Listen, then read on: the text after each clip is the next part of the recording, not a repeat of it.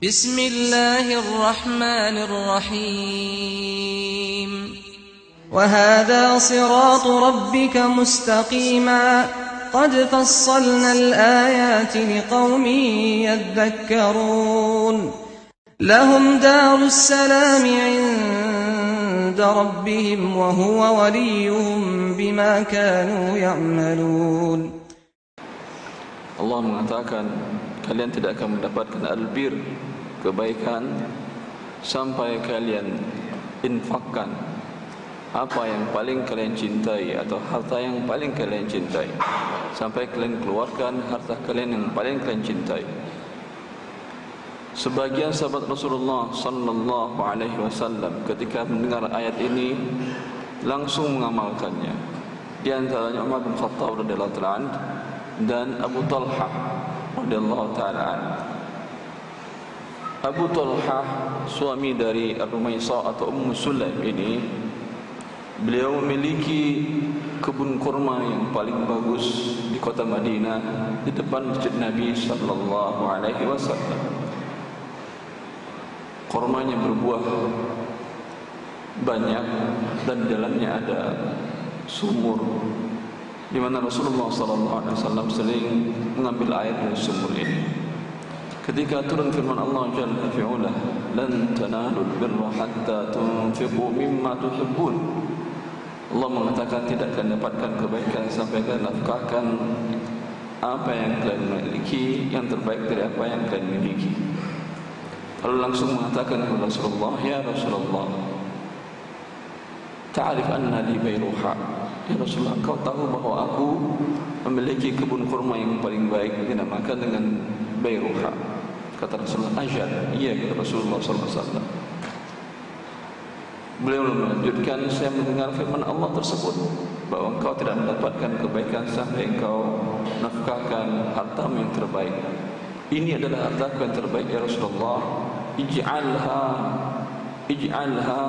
fima turid." Jadikanlah harta ini, serahkan harta ini, gunakan harta ini untuk apa yang engkau ridhai ya Rasulullah. Kata Rasulullah sallallahu alaihi wasallam, "Ij'alha fi aqriba'i fil qurba wal yatama wal masakin wa ibnis sabil." Kata Rasulullah sallallahu alaihi wasallam, jadikan hasil dari kebun kurmamu tersebut untuk kerabatmu, untuk fakir miskin, untuk anak yatim, dan untuk orang yang dalam perjalanannya habis bekalnya. Lalu beliau mengatakan, "Saya jadikan ya Rasulullah."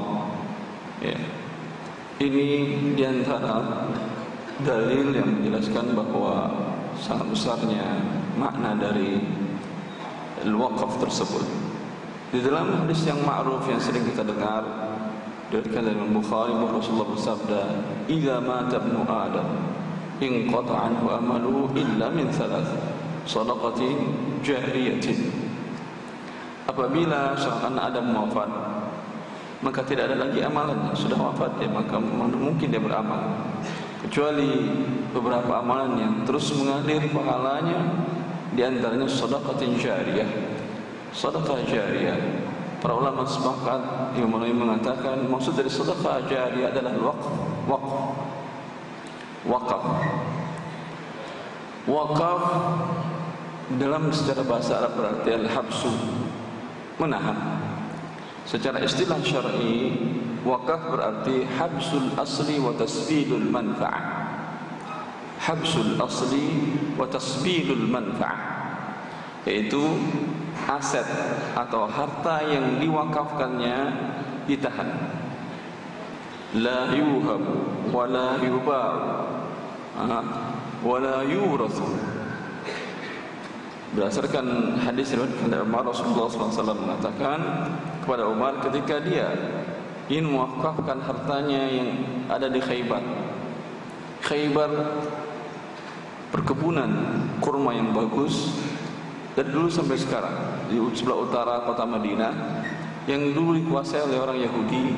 Kemudian ketika perang Khaybar, mereka lari dari sana dan diambil oleh kaum muslimin sebagai rampasan perang dan dibagi-bagi harta tersebut kepada kaum muslimin.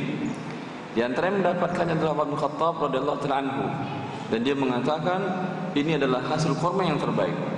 Bahkan Aisyah pernah mengatakan kami tidak pernah kenyang, keluarga Rasulullah tidak pernah kenyang kecuali setelah Khaybar ditaklukkan.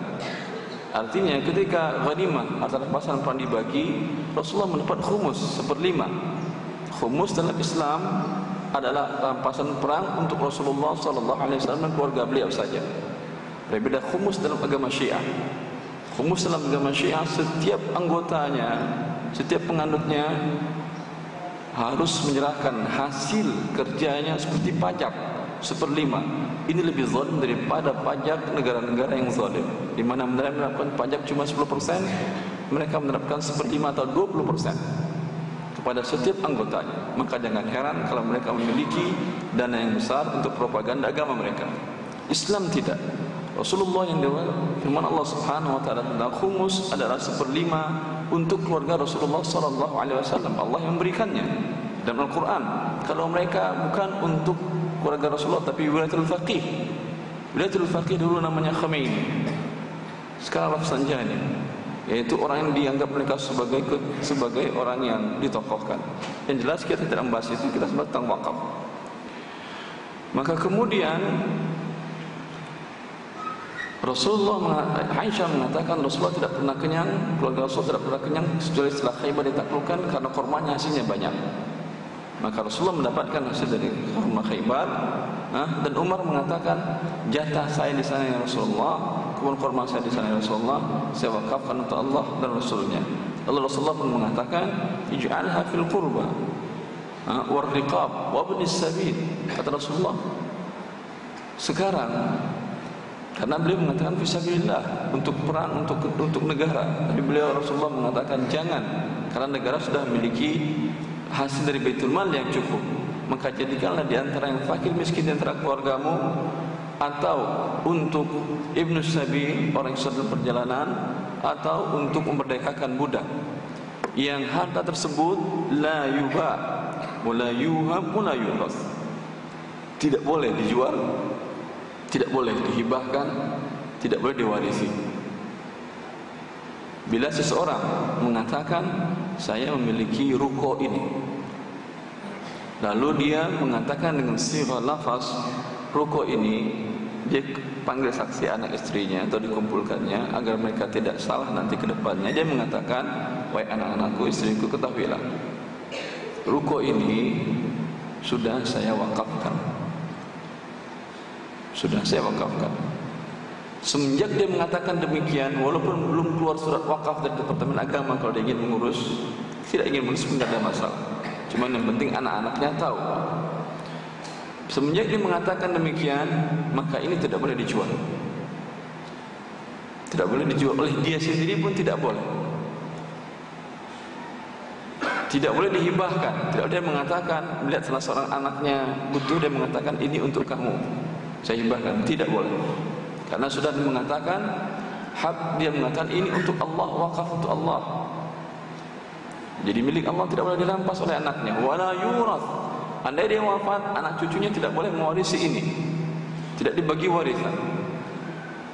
Maka wallahu taala alam, bila Anda lihat di mana fasilitas umum cukup untuk kaum muslimin, maka sebaiknya wakaf diserahkan bukan hasilnya, bukan untuk kepentingan umum. Masjid umpamanya cukup, maka lebih baik untuk anak kerabat, cucu kerabat atau anak cucu Anda. Katakan umpamanya seperti ini, wakaf ahli, seorang mengatakan hasil dari ruko ini adalah untuk yang fakir miskin di antara keluargaku atau kerabatku. Maka siapa yang fakir miskin di antara keluarganya, sampai ruko ini masih ada, selama muslim masih ada, berhak mendapatkan bagian dari hasil penyewaan atau kontrak atau bagi hasil dari ruko tersebut. Ya, berdasarkan asal hadis dari Umar bin Khattab radhiyallahu anhu dan dari Abu Talha yang tadi. Ini dia dimaksud dengan wakaf. Tidak boleh dijual, tidak boleh diwarisi, dan tidak boleh dihibahkan, menjadi milik Allah Subhanahu wa taala. Dan peranan wakaf dari masa ke masa menjadi salah satu penopang kemajuan kaum muslimin. Anda tahu bahwa Universitas Al-Azhar yang ada di Mesir itu pada semenjak abad ke-5 Hijriah sampai sekarang berdiri dengan wakaf kaum muslimin. Kuliah di sana gratis. Kalau gratis berarti dosennya digaji atau tidak? Pasti digaji, nggak mungkin nggak digaji. Dari mana gaji mereka? Dari mana biaya operasionalnya, pembangunan gedung dan segala macam? Dari wakaf kaum muslimin. Sampai sekarang wakaf itu ada dan pernah ada salah satu masuk pemerintahan kalau salah Jamal Abdul Nasir kalau tidak salah, negara APBN negara habis dan tidak punya uang lagi. Mereka pinjam wakaf dari Al-Azhar. Wakafnya luar biasa, kebun kurma dan beberapa tanah sampai sekarang itu membiayai. Dan Anda lihat di Mekah Mukarramah, gedung yang tertinggi di sana apa namanya? Zamzam Tower ya. Zamzam Tower itu wakaf Malik Abdul Aziz, wakaf Raja Abdul Aziz, yaitu bapak dari Raja Arab Saudi yang sekarang. Bapak Raja Abdullah, Raja Salman sekarang sebelumnya Raja Fahad, itu wakafnya dia. Dia yang pertama persatukan kerajaan Arab Saudi. Dia memiliki tanah di sana, kemudian dia mengatakan ini wakaf untuk Haramain, untuk Mekah dan Madinah. Tetapi tanah di sana harganya luar biasa mahalnya. Kalau saja kontrak suatu ruko per meternya bisa 100.000 real atau sekitar 300 juta lebih, apalagi harga tanah. Maka tanah wakaf ini yang begitu mahal karena mereka tidak memiliki kemampuan untuk mengembangkannya. Mereka melakukan akad dengan Bin Laden, syarikat Bin Laden, perusahaan Bin Laden untuk akad BOT, Bill on Transfer. Yaitu mereka minta kepada Bin Laden, silakan Anda bangun hotel sebesar-besarnya, semegah-megahnya, kemudian mereka sepakati bentuknya dan segala macam. Selama 25 tahun hasil dari hotel ini milik Bin Laden. Tertutupi atau tidak oleh dia hasil dari pembangunan, tertutupi 25 tahun sudah.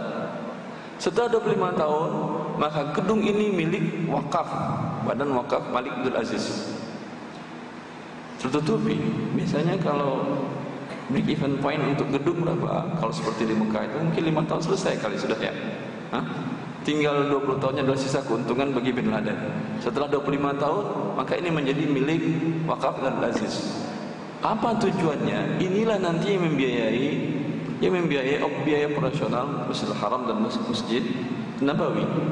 Yang biaya pasti besar, biaya baik kebersihannya, pengaturan listriknya, sound system dan lain-lain pasti besar. Tujuan beliau Abdul Aziz wallahu taala alam, keinginan beliau agar negara Saudi alhamdulillah sekarang berdiri dan mereka membiayai seluruhnya Mekah dan Madinah. Tapi suatu saat siapa yang memperkirakan bahwa akan tetap berdiri baik? Andai negara Saudi hancur pun sekarang atau kedepannya hancur, Mekah Madinah tetap berjalan seperti biasa karena dananya ada dari badan wakaf ini, dari wakaf Abdul Aziz, dari gedung hotel yang begitu besar. Maka seperti yang saya katakan, bahkan dalam sebuah riwayat Saudara Habib mengatakan pada abad ke-7 Hijriah wakaf begitu besar membiayai kaum muslimin sampai perpustakaan di Baghdad, di beberapa kota besar kaum muslimin, setiap pengunjung pustaka baju dicuciin di laundry. Dulu sudah ada laundry juga mungkin, baju dicuciin, diberikan tempat menginap, kemudian diberikan biaya hidup, biaya makan selama dia mengunjungi perpustakaan tersebut untuk melakukan riset, untuk penelitian. Kalau gitu enak kan, yang kurang-kurang makan jadi peneliti aja, masuk aja masuk ke pustaka, baca di sana, disediakan Anda. Tidak mesti harus menunjukkan kartu, saya mahasiswa, saya dosen, enggak perlu, masuk saja. Setiap yang masuk ke dalam dan belajar membaca dan mempelajari buku-buku di perpustakaan tersebut dapat makan gratis, baju dicuciin, dapat penginapan. Ini Masya Allah ya, kesempatan. Makanya di beberapa negara seperti negara Arab Saudi, Negara memberikan hal yang sama kepada setiap mahasiswa, mau asing mau warga negara asli, setiap mahasiswa mendapatkan uang saku 800 real. Asrama gratis, buku-buku gratis, silakan belajar. Tujuannya untuk mengurangi pengangguran juga. Nganggur Anda tidak dapat apa-apa, belum dapat kerja, belajar. Ikut jadi mahasiswa dapat uang 800, lumayan. 800 real ya, lumayan, dapat 2,5 juta, lumayan untuk biaya hidup. Buku-buku gratis. Ya. Ini salah satu cara mereka menghindarkan atau mengurangi pengangguran. Dengan apa ini? Dengan wakaf. Dengan wakaf. Kembali kita membahas wakaf secara fikih. Al-muallif berkata, wal waqfu jaizun bi salasati syarat. Wakaf itu boleh dengan 3 syarat. Seperti kita jelaskan tadi, pembagian wakaf ada 2, wakaf ahli, wakaf khairi. Wakaf ahli, wakaf khairi, atau wakaf khairi, wakaf ahli.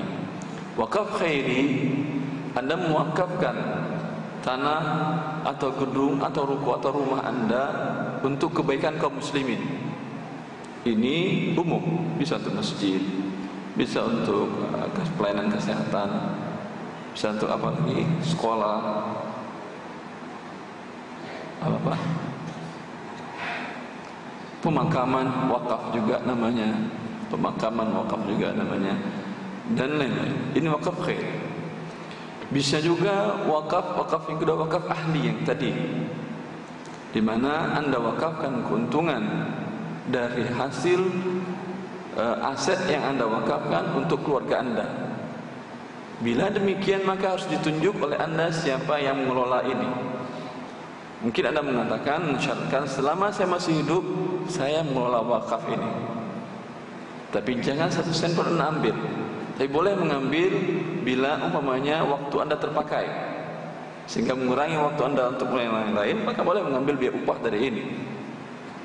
Sampai pun mengelola harta fakir miskin pun, anak yatim pun boleh mengambil upah sepantasnya. Man kana ghaniyan falyasta'fif, man kana faqiran falyakul bil ma'ruf. Kata Allah, kalau mengelola itu orang kaya, jangan ambil. Sebaiknya jangan ambil. Tapi kalau dia fakir miskin, butuh biaya hidup juga, boleh dia potong dari hasilnya tersebut untuk gajinya dia. Ya. Kemudian aset diwakafkan apa saja? Boleh tanah, boleh gedung, boleh kebun. Kebun boleh, Anda punya kebun sawit Anda wakafkan, boleh. Juga boleh nukut atau uang. Dan ini salah satu cara pengentasan riba. Ada beberapa anak muda yang berusaha untuk membuat solusi dari riba, pinjaman riba. Saya katakan ini solusinya adalah wakaf. Minta kamu kumpulkan wakaf kaum muslimin dalam bentuk nukut, baik uang rupiah maupun uang emas. Dan sebaiknya uang emas lebih baik karena tidak ada inflasi. Bagaimana cara wakafnya? A, mewakafkan umpamanya 1 dinar, B, umpamanya 10 dinar, selanjutnya kumpul umpamanya sekitar 100 dinar, sekitar 200 gram, 200,15 gram. Bila ada yang butuh modal atau butuh biaya untuk hidup mendesak, berikan kepada dia ini, uang emas ini, silakan pakai, nanti kembalikan uang emas kembali. Kalau dia umpamanya pinjam, kalau dia tidak mampu sama sekali, tidak bisa dengan wakaf, karena nggak akan kembali. Sedangkan wakaf harus kembali. Hanya manfaatnya boleh diambil, yaitu manfaat dari uang ini boleh diambilnya, tetapi uangnya harus dikembalikan. Baik diserahkan rupiah ataupun diserahkan emas. Dengan demikian, ya, akan selamat kaum muslimin dari riba. Para pengusaha-pengusaha kecil UKM umpamanya, UMKM, ini kesempatan mereka untuk mendapatkan modal yang halal. Dan subhanallah, kata teman tersebut, dia punya Baitul Ummah namanya, untuk pemberdayaan permodalan para duafa di daerah Bogor. Kata dia, Ustaz, katanya, beda Ustaz, kata, kami memberikan kerjasama dengan para duafa tersebut seperti yang saya sarankan dengan akad qard, dan kami dapatkan wakaf. Akad qard pinjaman modal, ya, yang mereka cicil. Umpamanya ada yang membuat bakso kurang modalnya 5 juta, pinjam, berikan pinjaman tanpa ada pertambahan. Tanpa ada pertambahan. Mereka nyicil kembali per bulan sekian, lamanya 100.000 atau 200.000. Itu mereka ketika mengembali itu ngantri, Ustaz, kata dia. Ngantri, dilihatin fotonya oleh dia ke saya, ada sekitar 3 kasir yang terima pengembalian. Sini ngantri sampai 10, ini 15, ini sampai 20. Ngantri pada doa takut kepada Allah Subhanahu wa taala. Tapi coba bila yang permodalan orang kaya, ngantri dia lari dia. Dikejar pun kadang enggak ketemu kalau yang punya permodalan itu orang yang kaya. Tapi kalau berdoa apa? Masya Allah. Kalau begitu aman, aman Ustaz. Karena enggak perlu kita minta jaminan dari mereka. Jaminan dari mana? Mereka enggak punya apa-apa. Tapi alhamdulillah mereka memberikannya dengan sangat aman. Ini bisa diberdayakan dengan wakaf tadi. Badan wakaf tadi bisa diberdayakan. Maka tidak ada masalah sebuah lembaga yayasan membuat badan wakaf khusus untuk pemberdayaan kaum muslimin. Wal waqfu jaizun bi thalathati syara'it. Wakaf hukumnya boleh dengan 3 syarat. Pertama, ayakuna mimma yuntafa'u bihi ma'a baqa'i 'ainihi. Pertama, barang yang diwakafkan ada menghasilkan manfaat, menghasilkan jasa atau menghasilkan uang, dan asetnya masih tetap ada. Asetnya masih tetap ada. Ini beda wakaf dengan sedekah atau infak biasa. Kalau anda umpamanya memberikan makanan habis, ini namanya wakaf atau sedekah. Sedekah bila anda berikan kepada fakir miskin, bila diberikan kepada teman sejawat yang bukan fakir miskin, namanya apa? Hibah namanya. Baik makanan yang habis, ini namanya tidak bisa namakan wakaf. Tapi anda umpamanya membelikan mobil, beli mobil, atau dapat hadiah mobil yang halal hadiahnya, lalu anda katakan ini wakaf untuk kaum muslimin di daerah ini. Terserah. Wakafnya tujuannya untuk memudahkan urusan mereka. Ada yang butuh umpamanya anaknya sakit, silakan antarkan pakai itu. Ada yang butuh umpamanya butuh dalam waktu mendesak mengantar tamu dari rumahnya, silakan. Kalau dulu wakaf ada juga rumah penginapan, ada pun wakaf, atau dibuat penginapan wakaf kaum muslimin umpamanya nginap di daerah ini yang hotelnya mahal atau tidak ada hotel yang baik untuk menginap mengandung maksiat, silakan nginap di sini. Ya, ini juga bisa dinamakan dengan wakaf di mana asetnya tetap ada. Baik. Persyaratan pertama. Selanjutnya wa yakuna ala aslin mawjudin wa far'in la yanqati'. Bahwa aset tersebut ada dan tidak dan hasil tidak terputus hasilnya. Ya, manfaatnya tidak terputus. Kalau manfaatnya terhenti, berhenti sudah wakafnya. Kemudian wa alla yakuna min mahzurin, bahwa tidak boleh mewakafkan barang yang terlarang, barang yang haram tidak bisa jadi wakaf.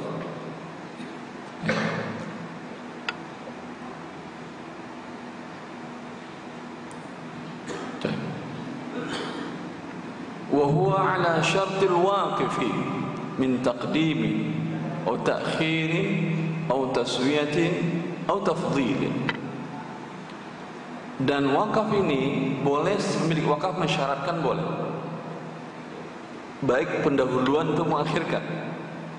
Kalau dia mengatakan ini saya wakafkan untuk kaum duafa di sekitar daerah sini, tetapi sebelum semuanya dapat dibagi dulu duafa yang keluarga saya atau keluarga fulan atau yang orang ini atau yang daerah atau yang ikut ngaji, ikut pengajian atau yang ikut aktif di sini umpamanya. Ini boleh bila umpamanya si wakaf tadi mensyaratkan mendahulukan dan mengakhirkan. Au taswiyatin au tafdil, baik dia bagi rata maupun dia bagi dengan tidak rata. Kalau dia mensyaratkan umpamanya saya mewakafkan ruko ini, hasilnya umpamanya dia mengatakan untuk yang perempuan dari anak cucu saya yang miskin dapat 2 bagian. Karena menurut dia mungkin susah berusaha. Ini boleh kalau dalam wakaf. Dalam waris dia tidak boleh laki-laki 2, perempuan 1. Wakaf boleh. Dia mengatakan lebih dahulukan dia dan lebih dibesarkan untuk wanita umpamanya, boleh. Kemudian dia mengatakan umpamanya juga, ya, buat lembaga ini saya wakafkan. Lembaga ini umpamanya memiliki beberapa aktivitas anak yatim, duafa dan lain-lain. Tapi saya lebih dahulukan untuk anak yatim. Wakaf saya lebih dahulukan untuk anak yatim. Bila masih ada sisa, silakan untuk duafa yang lain. Haknya dia.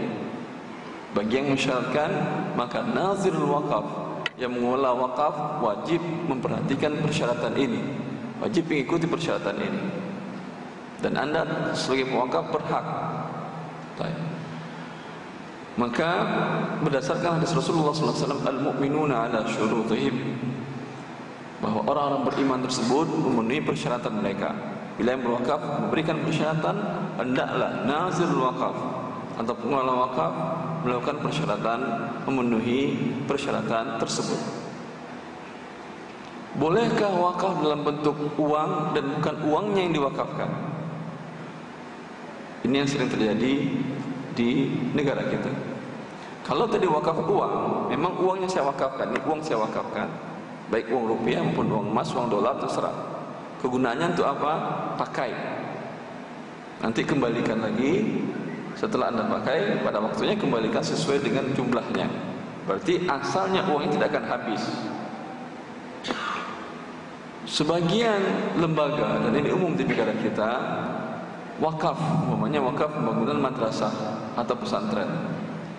Ada yang menyerahkan semen, wakafnya semen, jelas, tidak masalah. Ada yang menyerahkan pasir, wakafnya pasir. Ada yang menyerahkan uang untuk pembangunannya. Tapi dia mengatakan ini wakaf. Uang ini akan ditempelin ke gedungnya, enggak kan? Akan diolah menjadi bahan material untuk pembangunan gedung umpamanya. Maka sesungguhnya ini adalah wakalah. Maka sebaiknya diterangkan atau disampaikan kepada al-waqif ingin berwakaf. Anda yang anda wakafkan bukan uang, tetapi yang anda wakafkan adalah material.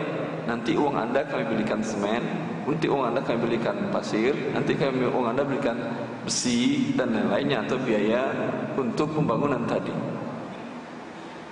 Sehingga dia tahu bahwa wakafnya bukan wakaf uang. Kalau tidak, akan menjadi hilang kerancuan pemahamannya antara wakaf uang dengan wakaf barang tersebut. Ya, saya kira cukup sampai di sini pembahasannya. Kalau ada pertanyaan silahkan. Fadhil. Silahkan. Ada mic Pak ini. Gak apa-apa, kenceng aja suara tuh. Apakah wakaf barang bekas tapi masih ada manfaat untuk bisa dipakai? Contohnya apa? Rumah bekas, motor bekas,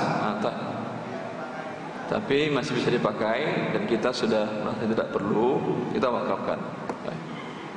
Boleh atau tidak? Tetapi wallahu ta'ala alam, dalam firman Allah tadi, lan tanalul birra hatta tunfiqu mimma tuhibbun. Kalian tidak mendapatkan kebaikan sampai kalian wakafkan yang harta yang paling kalian cintai. Harta sudah tidak dipakai yang paling cintai atau tidak? Tidak. Boleh, boleh. Tapi tentu berbeda pahalanya. InsyaAllah anda mendapatkan pahala dari Allah, pahala wakaf. Tapi pahala bir, pahala kebaikan yang sangat agung dan mulia itu khusus bagi orang yang mewakafkan apa yang paling cintai. Dan ini memang berat dan repot, dan anda tidak dituntut. Allah Subhanahu wa taala Ma'adil, tidak memaksakan kita, tidak mewajibkan, sampai pun yang bekas pun tidak diwajibkan kita. Cuman kita dilarang mubazir, dilarang berlebih-lebihan.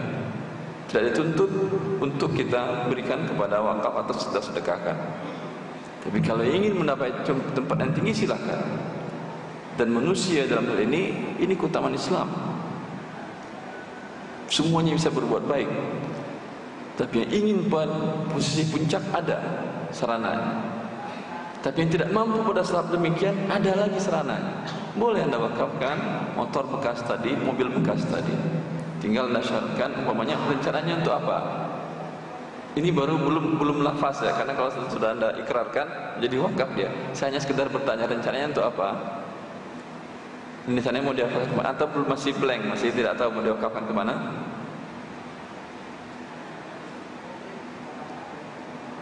Terserah mau Anda wakafkan umpamanya untuk operasional para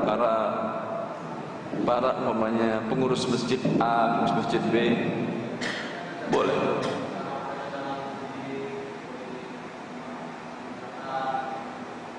Kurang jelas ya.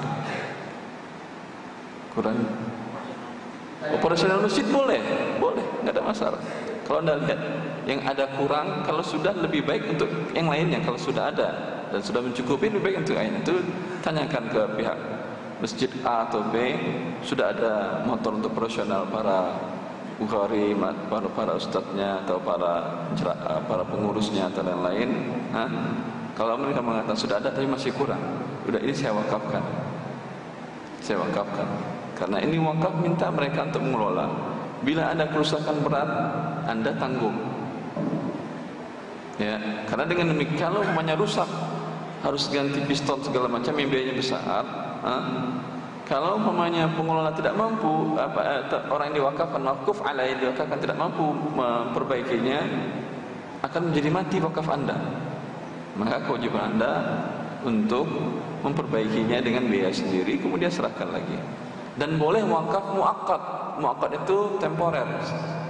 Pokoknya Anda katakan, saya wakafkan ini untuk pengurus masjid ini selagi dana mereka tidak ada atau belum mampu untuk membeli motor operasional.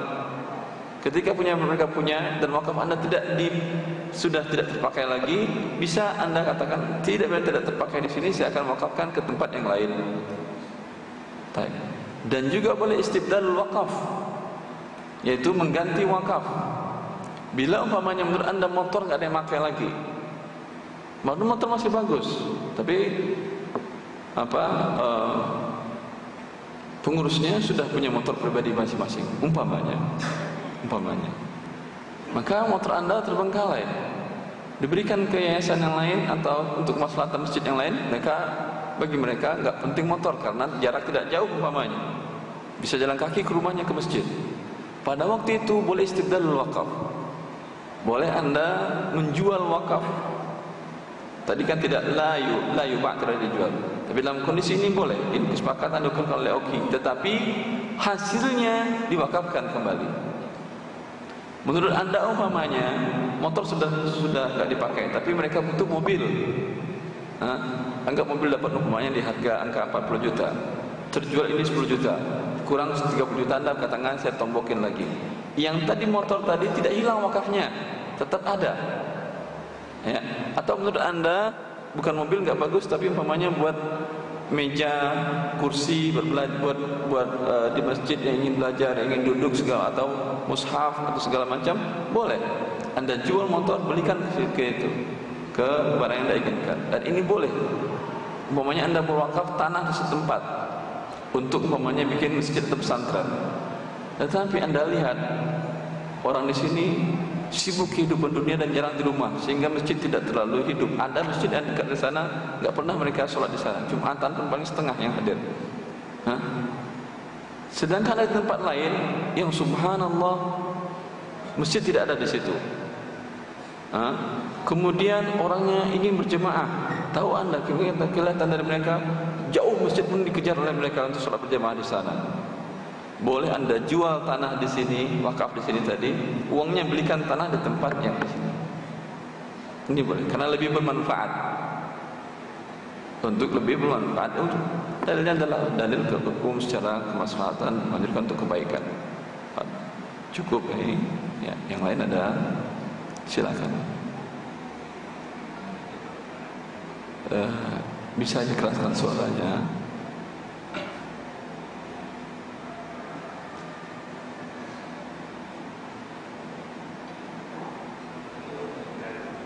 Salam.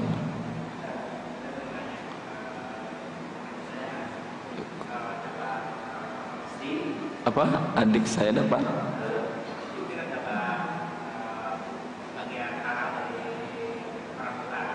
dapat tanah waris dari orang tua, terus mau diwakafkan. Sebentar, ini mewakafkan yang jatah si salah satu orang saja atau semuanya mewakafkan? Hartanya rumah. Kurang jelas ya? Maaf, saya kurang ulangi.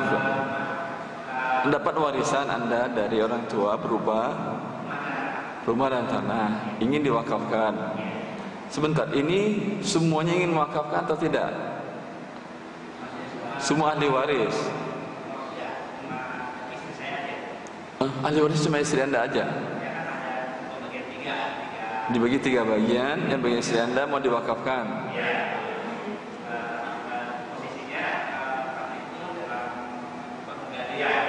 Dalam rumah tadi digadaikan untuk utang. Terus Allah barik fiik. Allah salam. Pertama, selesaikan dulu hutang gadai ini tergadai kan ada hutang kan ya? Ya. Selesaikan hutang gadainya. Bagaimana cara selesaikannya? Kalau ada uang yang lain berikan. Kalau tidak, katakan kepada pegang hutang tadi, ini barang gadaian kami jual ya.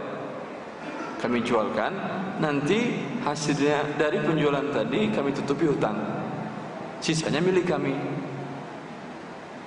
dan dibagi hukum waris. Dari hak waris kan sekarang sudah berbentuk, yang tadi belum bisa diwariskan karena belum menjadi milik sempurna dari ahli waris karena masih tergadai. Oleh karena itu, seperti yang saya sarankan tadi, dijual dalam bentuk uang, tutupi hutang, sisa dari penjualan tadi dibagi hukum waris. Bila Anda dapat sepertiga, ingin dia wakafkan, silakan. Berarti sekarang wakafnya boleh berwakaf uang, boleh dia beli barang aset atau properti yang itu kemudian diwakafkannya. Kalau cukup untuk beli properti umpamanya uang tadi, beli tanah kemudian wakafkan. Jelas?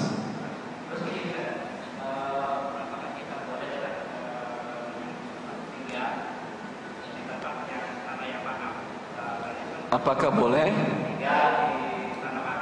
meninggal tinggal tanah wakaf? Tidak boleh, karena milik Allah ini. Kalau tinggal di sana sewa.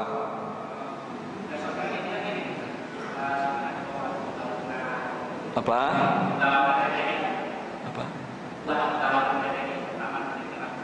Kurang jelas. Kenapa?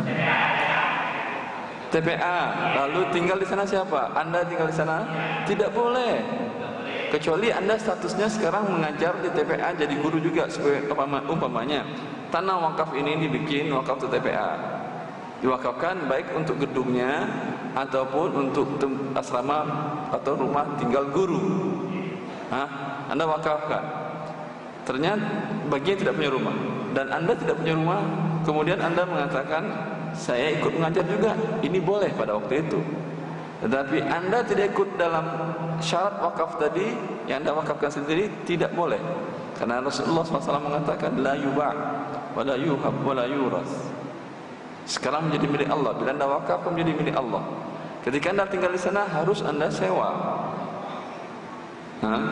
Maka ketika mensyaratkan, catat dulu, pertimbangkan baik-baik, diskusikan baik-baik, kemudian baru ikrarkan. Tidak perlu ikrar di departemen di KUA, enggak perlu. Cukup Anda sendiri ikrarkan di hadapan saksi, anak, istri atau siapapun, tetangga atau kerabat. Perhatikan dulu baik-baik. Karena di waktu kita umpamanya terkadang kita sakit atau apa, itu merasa harta enggak perlu lagi kan. Udah, semuanya saya wakafkan. Lalu Anda mau tinggal di mana? Kalau sehat setelah itu. Maka jangan terlalu terburu-buru. Ketika Abu Sa'id Al-Khudri, dia mengatakan kepada Rasulullah SAW ketika dia sakit, ikut dia menaklukkan kota Mekah, sakit di Mekah, dan mengatakan, ya Rasulullah, kata beliau, saya akan wafat. Kata beliau, menuntut dia akan wafat karena sakitnya berat. Ternyata tidak, sampai dia menaklukkan Iran akhirnya, Abu Sa'id Al-Khudri. Beliau mengatakan, saya akan wafat ya Rasulullah SAW, dan saya memiliki harta yang banyak. Ahli waris saya hanya seorang anak wanita. maka saya akan wakafkan, infakkan seluruh harta saya. Kata Rasulullah SAW, innaka antadhar a'ilataka aghniya khairun min tadharhum a'ilatan 'ala an-nas yatakafafuna an-nas. Engkau wafat meninggalkan anak kerabatmu dalam keadaan kaya, lebih baik daripada engkau tinggalkan dalam keadaan mereka fakir miskin meminta-minta kepada manusia. Walaupun satu orang, ya, artinya dia boleh berwasiat menurut dia untuk anaknya sudah ada menurut dia. Tapi kata Rasulullah, tidak, jangan berikan wasiat seperti itu untuk wakaf. Berwasiat seluruhnya tidak boleh. Lalu dia bilang, an-nus ya Rasulullah, saya akan berwasiat setengahnya, setengah akan diwarisi oleh anak perempuan saya dengan bagian warisannya, yang setengah lagi menjadi wakaf. Kata Rasulullah, tidak. As-sulus ya Rasulullah, sepertiga saya wasiatkan. Rasulullah mengatakan as-sulus wa sulus katsir, sepertiga boleh. Jadi lihat, bila ketika anda ingin berwakaf, perhatikan, ini tanah tak punya lagi yang lain, jangan wakaf semuanya. Mau tinggal di mana anda? Jelas. Tapi bila telah terlanjur, alhamdulillah, tidak bisa anda tarik lagi. Berdoa kepada Allah semoga diberikan oleh Allah rumah yang lain. Dari dalam Islam tidak baik seperti ini. Walaupun yakin Allah akan memudahkan rezeki anda, tapi tidak baik. Tidak baik. Bukan tidak boleh mewakafkan seluruh harta anda, menginfakkan seluruhnya boleh, seperti yang dilakukan oleh Abu Bakar radhiyallahu ta'ala anhu. Tapi tidak baik. Yang baik, masih bahkan Rasulullah mengatakan, engkau tinggalkan keluargamu dalam keadaan berkecukupan lebih baik daripada engkau tinggalkan dalam keadaan fakir miskin. Jelas jawabannya. Allah yang barik. Ada yang bertanya? Masih ada? Silakan.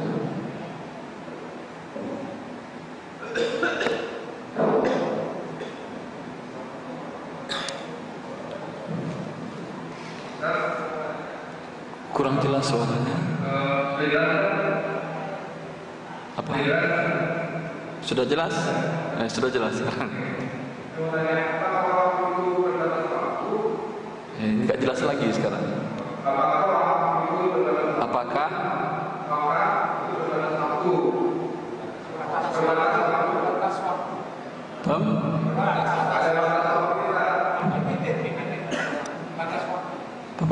apakah batas waktu? Terus kesini lantum, kasihan kita saya menerjemahkannya rupa sini dekat-dekat.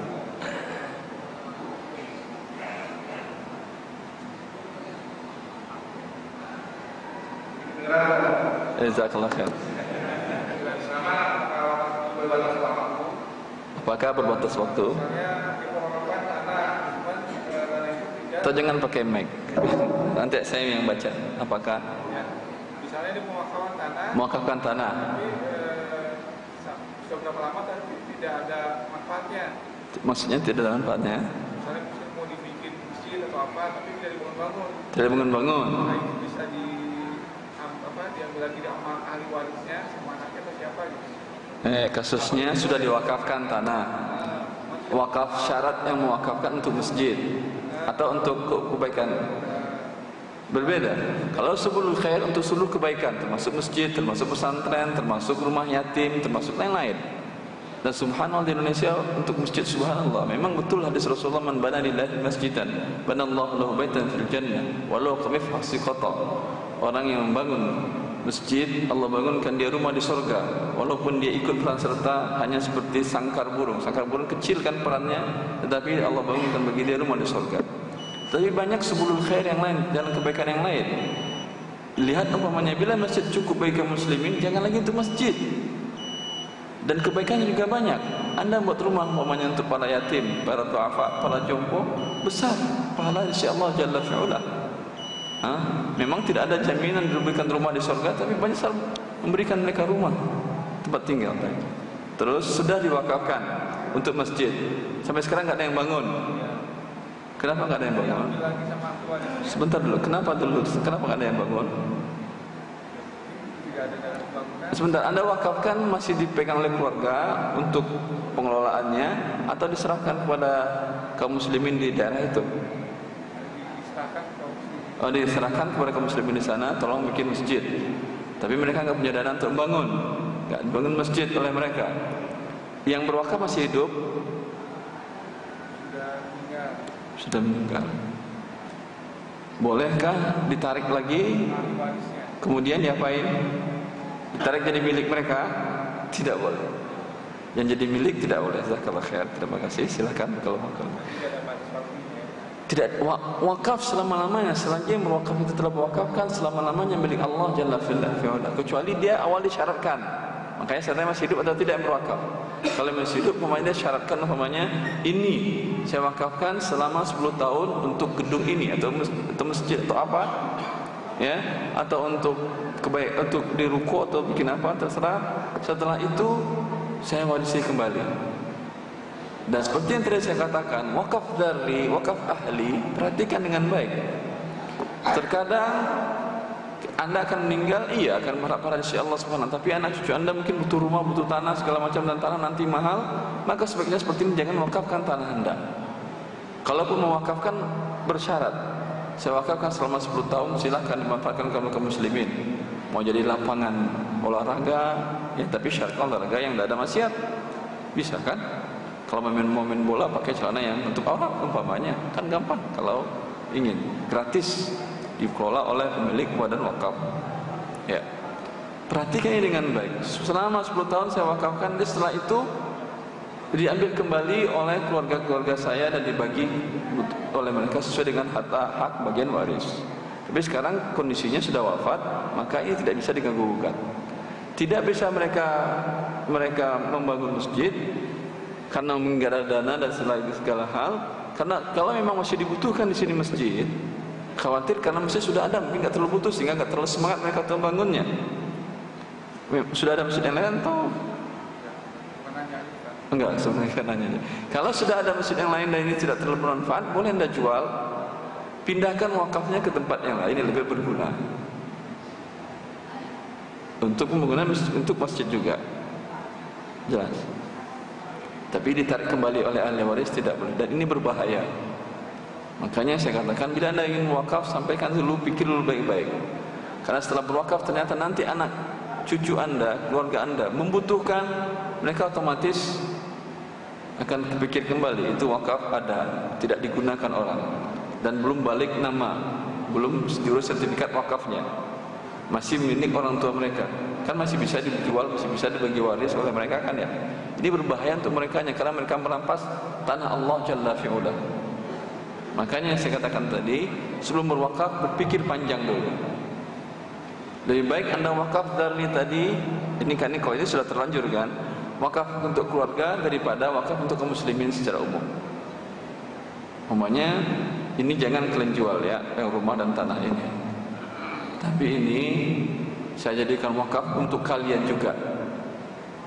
Yaitu siapa yang susah di antara kalian, yang miskin di antara kalian, atau yang janda di antara kalian. Nggak tahu, mungkin nanti ada adik kalian atau kakak kalian yang janda karena suaminya wafat atau diceraikan, susah dia biaya hidup, biaya dari hasil kontrakan tanah rumah ini.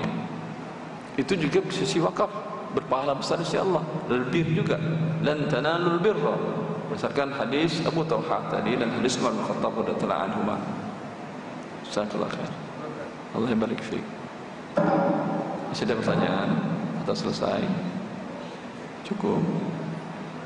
Pada terakhir. Assalamualaikum warahmatullahi wabarakatuh.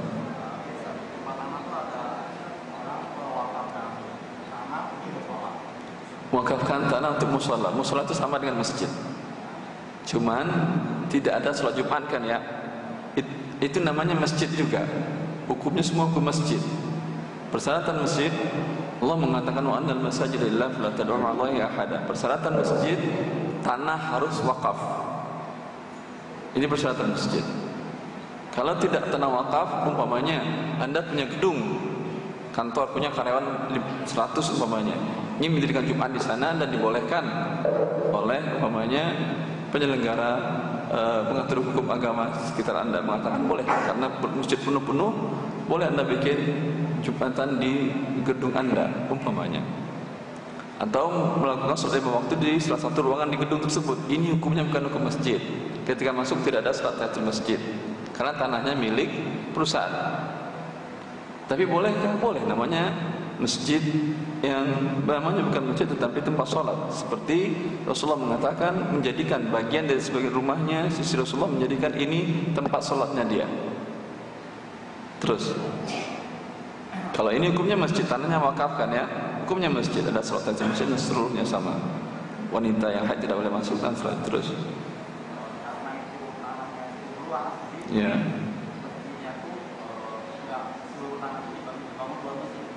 Tidak seluruh tanah dibangun untuk masjid, terus yang lain itu fasilitas masjid, enggak juga. Tanah wakaf itu masih ada tanah kosong, dia ditanamin sama tetangga yang mewakafkan. Ya. Pertanyaannya, apakah boleh hasil tanaman dari yang ditanam di tanah wakaf itu diambil hasil tanamannya oleh yang menanamnya itu? Boleh, bagi hasil harus sewa dia. Hasil itu yang mewakafkan. Bukan yang mewakaf. Untuk tanah wakafnya. Ini kan wakaf itu masjid, ya kan? Masjid kalau selesai pembangunannya butuh biaya operasional, kan masih bagian dari masjid. Silakan dia gunakan. Masjid menyewakan kepada mereka. Badan wakaf, pengelola wakaf tidak mesti harus mengurus masjid kalau dia belum serahkan. Bisa juga mengurus masjid. Umumnya masih keluarganya mengelola wakaf tadi. Silakan karena ini luas. Kalau mamanya masjid belum penting parkir yang besar, tergantung. Kalau mamanya butuh parkir besar, butuh ini bagian fasilitas masjid yang bagian masuk tanah wakaf ke dalam masjid. Kalau tidak penting mamanya di daerah yang cukup dengan pakai motor orang datang sholat berjamaah di sana atau cukup dengan jalan kaki, ya ini boleh disewakan dan hasilnya bukan untuk yang pengelola wakaf, bukan pemilik wakaf, bukan yang mewakafkan, tapi untuk masjid karena sudah diwakafkan untuk masjid oleh dia tanahnya tadi. Maka tanah milik masjid. Jelas. Allah barik fiik. Semoga bermanfaat. Subhanallah bihamdika asyhadu an la ilaha illa anta astaghfiruka wa atubu ilaik. Assalamualaikum warahmatullahi wabarakatuh. Allah